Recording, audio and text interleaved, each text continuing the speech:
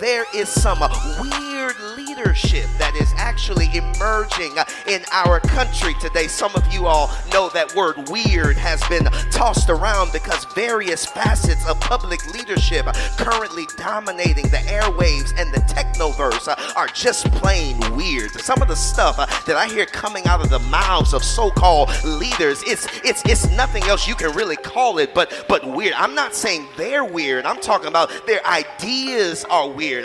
There's just some weird stuff that's being passed around as leadership these days. This weird leadership practice perverting our politics, desecrating our spirituality, and sabotaging economic opportunity. It harbors the makings of making our lives hell on earth. This leadership is so weird. We don't have to be afraid of dying and going to hell because the weirdness is creating hell on earth every single. Am I wrong? Is anybody else just encountering this weird leadership that we have to learn to contest? Because it's weird to be pro-life but campaign to cut Social Security.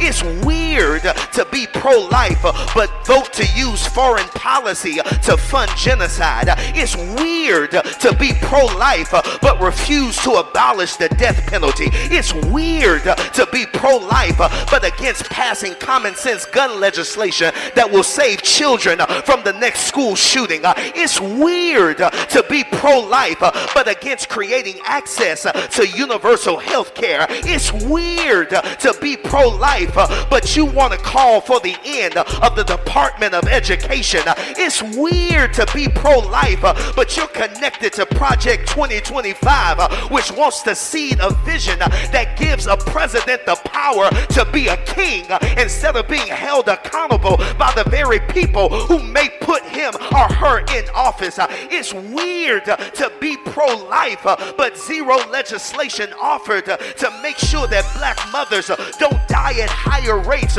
doing childbearing. I don't know about you, but I'm tired of all the weirdness and we need some folk who, now I'm not saying they're weird, I'm saying some of their ideas are weird because when you are pro-life, you are for people from the time they come into this world until the time they depart from this world, which means pro-life people are for education. Pro-life people are for limited access to guns. Pro-life people are against police brutality and mass incarceration. I can't handle any of the weird leadership.